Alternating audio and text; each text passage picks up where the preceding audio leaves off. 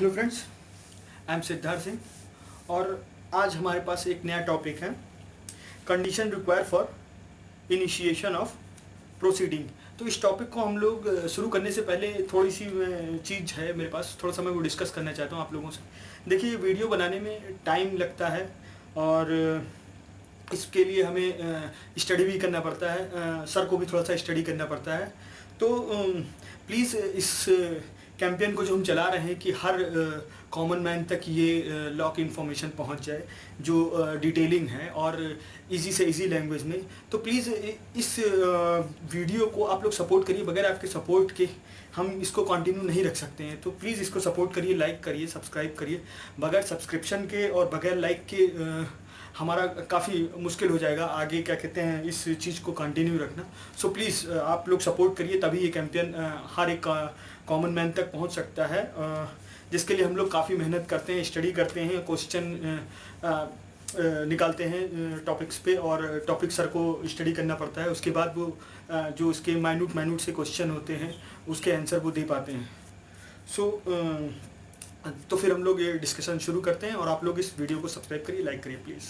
तो सर, ये क्या होता है, धारा 190 से 195 तक condition require for initiation of proceeding. जी, ये दंड प्रक्रिया संहिता जिसको कोड ऑफ क्रिमिनल प्रोसीजर कहते हैं जी, 1869 जी, उस पर मैं आज चर्चा कर रहा हूँ जी, धारा 190 टू 195 जी, तक का वीडियो बनाना जा रहे हैं। जी, 190 यहीं से प्रोसीडिंग शुरू होती है आपराधिक न्यायालय की। मजिस्ट्रेट दो तरह के होते हैं, प्रथम वर्ग मजिस्ट्रेट और द्वितीय वर्ग मजिस्ट्रेट। जी, जी, तो ये न्यायालय पर कार्यवाही शुरू होती है तीन तरह से। नंबर एक, विक्टिम खुद परिवाद न्यायालय पर प्रस्तुत करे, प्रथम वर्ग मजिस्ट्रेट के न्यायालय पर या द्वितीय वर्ग मजिस्ट्रेट के न्यायालय पर। नंबर दो, पुलिस इंक्वायरी करके रिपोर्ट प्रस्तुत करती, ठीक। और नंबर तीन, न्यायालय खुद इनिशिएट करता है कार्यवाही। अच्छा, ये सारा प्रथम वर्ग के मजिस्ट्रेट करते हैं? वर्ग के मजिस्ट्रेट, द्वितीय वर्ग के मजिस्ट्रेट दोनों करते हैं। अच्छा, दोनों कर सकते हैं? दोनों करते हैं जी। उनको अधिकार। ये धारा 190 CRPC के अंतर्गत है।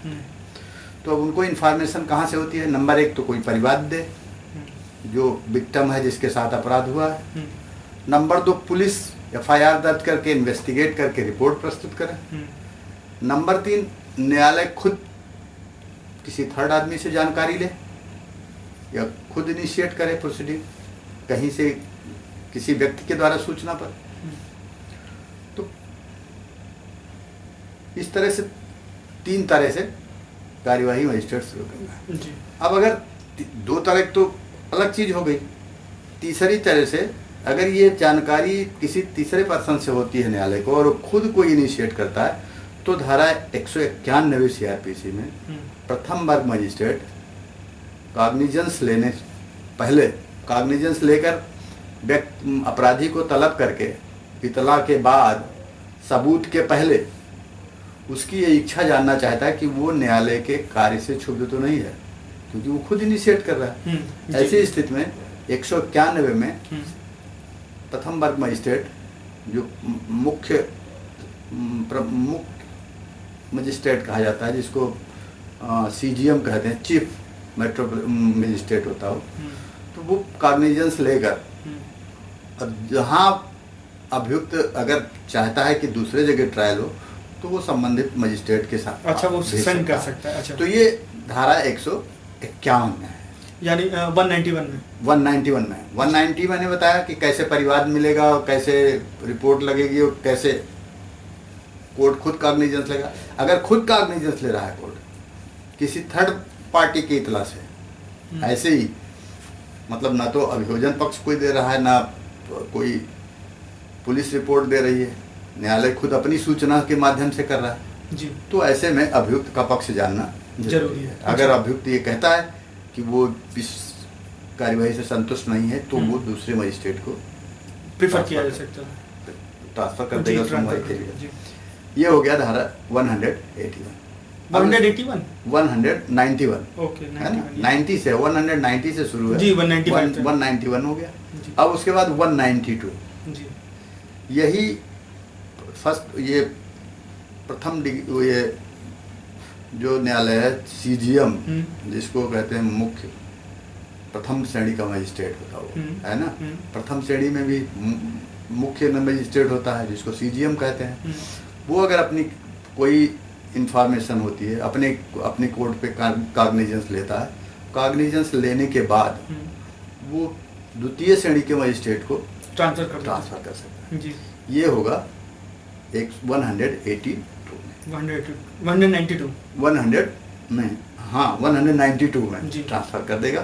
तो वो किसी मजिस्ट्रेट को, द्वितीय श्रेणी के मजिस्ट्रेट भी हाँ उनके यहाँ ट्रांसफर हो जाएगा, वो केस सुन सकते हैं। अच्छा, ठीक है। खुद कॉग्निजेंस लेगा और उसके बाद ट्रांसफर कर देगा। ये हो गया, मतलब ये लेवल 1 वाला लेगा और फिर लेवल 2 पे ट्रांसफर कर देगा। जो जहाँ भी ट्रांसफर होता है वो लेवल 2 कहे जाते हैं। वो सेकंड श्रेणी के हो गए जी। जो टॉप श्रेणी का हो गया, जो सीजीएम और या एसीजीएम कहलाते हैं, सहायक हो गए उनके प्रथम श्रेणी के मजिस्ट्रेट। और उसके बाद द्वितीय श्रेणी के मजिस्ट्रेट जो ऑर्डिनरी मजिस्ट्रेट होते हैं, जुडिशियल मजिस्ट्रेट, उनको द्वितीय श्रेणी मजिस्ट्रेट कहते हैं। तो ये सीजीएम चाहे तो अपने यहाँ जो मुख्य मजिस्ट्रेट होता है वो अपने यहाँ कॉग्निजेंस लेकर और पत्रावली उसी समय सुनवाई के लिए ट्रांसफर कर सकता है। ठीक है सर। हाँ, 193 सीआरपीसी में जो सेशन कोर्ट होती है वो खुद कोई कॉग्निजेंस नहीं लेती है। ऐसा समझिए, जो मजिस्ट्रेट हैं वही जब केस को रिफ़र करते हैं तब वो सेशन कोर्ट में जाता है, जो उनके क्षेत्राधिकार में होता है। जो ये नहीं कर सकते हैं उसको ये जो प्रथम श्रेणी का मजिस्ट्रेट होता है वो ट्रांसफ़र करता है जिन केसेस को, वही सेशन कोर्ट में जाते हैं। चाहे वो अपील के माध्यम से या किसी माध्यम से, वो ट्रांसफ़र होके ही जाते हैं। अच्छा, स्वयं में वो कोई कॉग्निजेंस नहीं कर सकते। ये हो गया 193 में। मजिस्ट्रेट खुद ट्रांसफ़र करता है, जैसे जिसका वो कर सकता है जिस केस को वो तो कर दिया, और उसके बाद जो नहीं कर सकता है, जो क्षेत्राधिकार, जब ट्रायल की स्थिति आई और जो सेशन कोर्ट के क्षेत्राधिकार में है तो उसको सेशन कोर्ट में ट्रांसफर करता है, तो सेशन कोर्ट उसकी सुनवाई करते हैं। ये हो गया 193 जी। 193 सेक्शन 193 सीआरपीसी का जी। और उसके बाद 194 है। 194 में जो सेशन जज होता है, एक जो डिस्ट्रिक्ट जज होता है उसको सेशन जज कहते हैं जी। ठीक। और उसके फिर असिस्टेंट सेशन जज होते हैं जी। तो वो जो डिस्ट्रिक्ट जज होता है, सेशन जज होता है, वो 194 में केसेज अपने यहाँ कॉग्निजेंस लेके और असिस्टेंट के कोर्ट पे भेज देता है, या इनिशिएट करने के लिए ही उनके कोर्ट पे 194 के तहत भेज देता है, या फिर हाई कोर्ट से कोई डायरेक्शन हो कोई कोर्ट ट्रायल करने के लिए तो वो सहायक जजेस के न्यायालय पर ट्रांसफ़र होता है, वो उसकी सुनवाई करते हैं जी। ठीक है। अब उसके बाद 195 है, 195 कोर्ट। 194 तो आपने बताया नहीं, बताया यही जो सेशन कोर्ट है ना, जो जज होते हैं, जो एक बड़े जज होते हैं, तो वो जो सहायक जज को भेजते हैं उनको सेशन कोर्ट कहते हैं। अच्छा, जो जज होते हैं वो सेशन कोर्ट, जो मतलब मजिस्ट्रेट जब किसी सेशन कोर्ट में भेजेगा, हाँ वो तो 193 में भेजेगा जी। अब 194 में सेशन जज जो है वो अपने असिस्टेंट जज को ट्रांसफर करेंगे केसेस अपने यहाँ से, अपने यहाँ से लेके, और सहायक एडिशनल को भेज देते हैं। एडिशनल जजेस फिर उसमें उनको एडिशनल सेशन जज कहते हैं जी। ये सेशन जज से डिस्ट्रिक्ट जज होता है, और उसके बाद जो एडिशनल सेशन जज होते हैं वो उनके सहायक होते हैं, तो वो केस कॉग्निजेंस लेके उनके यहाँ सुनवाई के लिए भेज देते हैं। तो ये 194 में ट्रायल होता है जी। 194 में, 194 सीआरपीसी के 194 में होता है जी। अब 195 जी, ये भी सीआरपीसी के सेक्शन है जी। तो कहाँ कोर्ट कॉग्निजेंस नहीं ले सकते हैं, अच्छा है ना जी। 195 में 195 में कुछ शर्त हैं जिसके आधार पर न्यायालय बिना उसमें कॉग्निजेंस नहीं ले सकता। जैसे आईपीसी की धारा 172 से लेकर 172 से लेकर 188 तक के अपराध जितने होते हैं जी जी, वो आईपीसी में जो सेक्शन होते हैं, है ना, उनका कॉग्निजेंस अगर लेना है तो ऐसे न्यायालय नहीं ले सकते। अगर कोई अब उसमें मानहानि से लेकर, जैसे अवमानना, लोक कर्मचारी के खिलाफ, है ना, जो कोई न्यायिक अवमानना करता है या कोई कोर्ट के आदेश को नहीं मानता है, तमाम तरह के सेक्शंस है, तो ऐसी स्थिति में उनको परिवाद अपने बास को देना होता है। अच्छा। जैसे जो सहायक अधिकारी है उसके साथ कोई दुर्व्यवहार होता है, जैसे उसकी बात नहीं मानी जाती है, आप उसको कोर्ट तलब करता है वो अपने यहाँ। अच्छा, मजिस्ट्रेट। जी, मजिस्ट्रेट के अलावा उसमें सब आ सकते हैं, जैसे एग्जीक्यूटिव मजिस्ट्रेट हो गए, है ना, और भी तमाम अधिकारियों का ऐसे अधिकार होते हैं, किसी को समन कर सकते हैं, उनको सरकारी कार्य करते वक्त आप अवमानना करते हैं, ये सब चीजें हैं उसमें आती है ना। तो वो स्वयं खुद कार्यवाही नहीं कर सकते। अच्छा। जब तक वो खुद परिवाद ना सुपीरियर कोर्ट में प्रस्तुत करें, अपने से सुपीरियर अफसर के यहाँ ना दे। तो वो जब चाहेगा वो परिवाद लेगा और उसके बाद वही कागनिजेंस लेगा, तब उसके बाद ही ये कार्यवाही की जा सकती है, आगे बढ़ाई जा सकती है। तो कोर्ट कैन डू कागनिजेंस कब नहीं कर सकती है, कागनिजेंस 195 में नहीं कर सकती है जब तक वो सुपीरियर अपने से सुपीरियर बात से कोई परमिशन। अच्छा सर, ये आप क्या कहते बाधा होती है, एक वर्ड यूज कर रहे हैं कॉग्निजेंस, हर जगह की कोर्ट कॉग्निजेंस कर, कॉग्निजेंस में कार्यवाही जो अपने इनिशिएट करती है, जो अभी आपने टॉपिक बताया है, मतलब कार्यवाही इनिशिएट करने में 195 में परमिशन की जरूरत होती है, और वो जस्ट अपने उसमें न्यायालय से मतलब है, एक स्तर पे हो गया आईसी अधिकारी, है ना, जो पब्लिक अफसर है, ये हो गए जो अपना सरकारी काम करने में जो की जितनी बाधा होती, तो ये कार्यवाही बिना अपने बात को सूचित किए नहीं कर सकते हैं। ऐसे दूसरी बात हो गई 195 में ही उपधारा 2 में देख लीजिए कि अगर कोई न्यायालय है, ठीक है, न्यायालय है, वो भी अगर उसके साथ कोई ऐसा होता है कि न्यायालय पर कोई गलत पेपर दाखिल करता है, गलत सबूत प्रस्तुत करता है, ये 199 आईपीसी से और 211 तक के सेक्शन हैं आईपीसी के, ये इन धाराओं में सजा होती है लोगों को, है ना।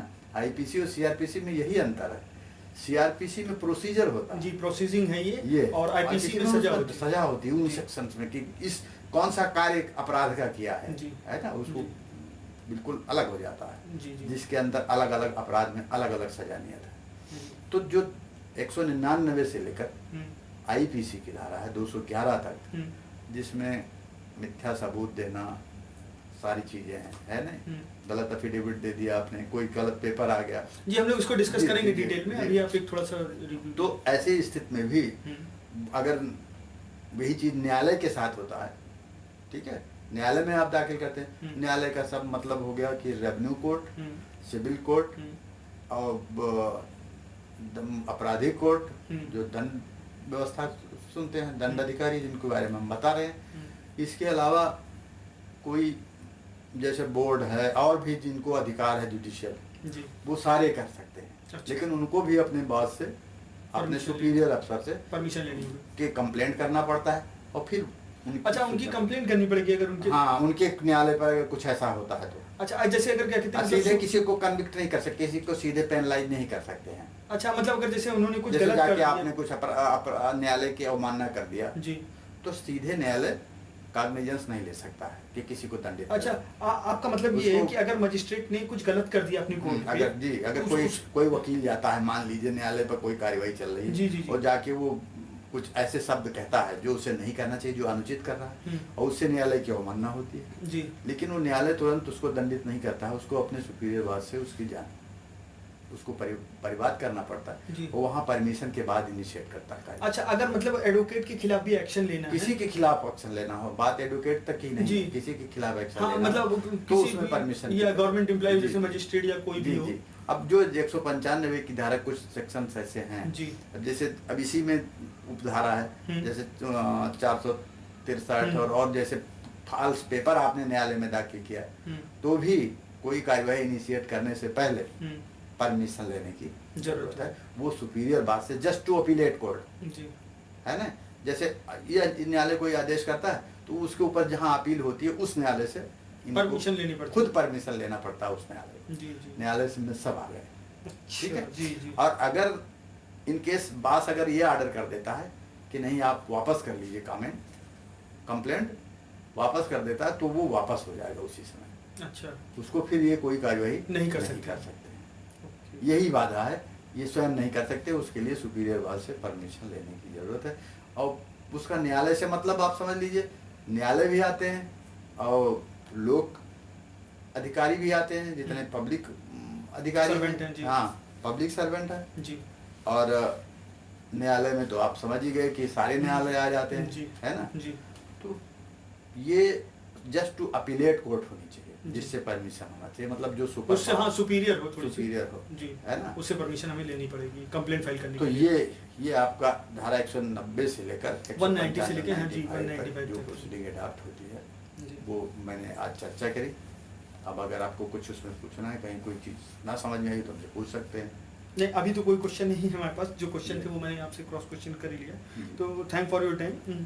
तो प्लीज़ हमारे सारे वीडियोस को आप लोग जितना हो सके उतना शेयर करिए, सपोर्ट करिए, लाइक करिए, सब्सक्राइब करिए, क्योंकि ये सारी जो हम लोग नॉलेज देते हैं ये काफ़ी टाइम टेकिंग प्रोसेस है, इसमें एनर्जी भी लगती है और जहाँ तक है इसमें कुछ इन्वेस्टमेंट भी लगती है। तो इन सारी चीज़ों को देखते हुए प्लीज़ इसको सब्सक्राइब करिए, शेयर करिए, ज़्यादा से ज़्यादा लोगों तक पहुंचाइए, ताकि कोई भी इनोसेंट है तो उस तक क्या कहते हैं हमारी इन्फॉर्मेशन पहुंच सके और उसको गलत तरीके से कोई ऐसा ना हो कि उसको सज़ा हो जाए। तो प्लीज़ इस इन्फॉर्मेशन को हर जगह पहुंचाइए। हम लोग IPCA में भी जल्दी ही वीडियो बनाएंगे, न्याय पा सके कोई, जी हाँ, न्याय पा सके कोई आदमी। तो ये हमारे जो वीडियो हैं ये भी CRPC पे चल रहे हैं, प्रीवियस वीडियो भी आप देख सकते हैं हमारे चैनल पे हैं, तो उसको आप लोग ज़रूर देखिए, देख सकते ही हैं। इससे आप लोगों को इन्फॉर्मेशन ही मिलेगी लॉ के बारे में, जो भी डिटेल हैं कि माइन्यूट सी चीज़ें आदमी नहीं समझ पाता है, क्योंकि काफ़ी कॉम्प्लिकेटेड है। बुक्स तो पढ़ना बहुत ज़्यादा कॉम्प्लिकेटेड है, बगैर एक्सपीरियंस के आप उसे समझ ही नहीं सकते हैं। और जो कोर्ट की सारी प्रोसीजिंग होती है कि किस तरीके से CRPC में वर्क्स होते हैं और प्रोसीजर होते हैं, वो सारे आप वीडियो से समझ सकते हैं। और अगर कोई क्रॉस क्वेश्चन है तो वो आप ज़रूर हमारे कमेंट बॉक्स में लिख के पूछिए, या सर की वेबसाइट है लॉ फॉर आई, तो आप उस पर क्या कहते हैं गूगल पे सर्च करके वो भी आप उस पर भी आप क्या कहते हैं क्वेश्चन पूछ सकते हैं। सर की वेबसाइट का भी जो लिंक है वो हमारे नीचे डिटेल में पड़ा हुआ है, इसी वीडियो के डिटेल में, तो वहाँ से भी अगर आप चाहते हैं कुछ टेक्स्ट मैटर जो डिटेल है सारे CRPC की, तो वो भी क्या कहते हैं आपको मिल जाएगी। और वहाँ पे वीडियो भी अटैच हैं जो हम लोग बनाते हैं इस चैनल पे, तो सारी डिटेलिंग वहाँ पे अवेलेबल है। तो प्लीज़ आप यहाँ पे कमेंट करिए, और कोई क्वेश्चन हो इस वीडियो से रिलेटेड तो वो पूछिए, और प्रीवियस वीडियो से भी इंफॉर्मेशन कलेक्ट करिए, उसको देखिए, समझने की कोशिश करिए, और कोई क्वेश्चन हो तो प्लीज़ पूछिए। Thank for watching, please subscribe this channel. Thank you very much.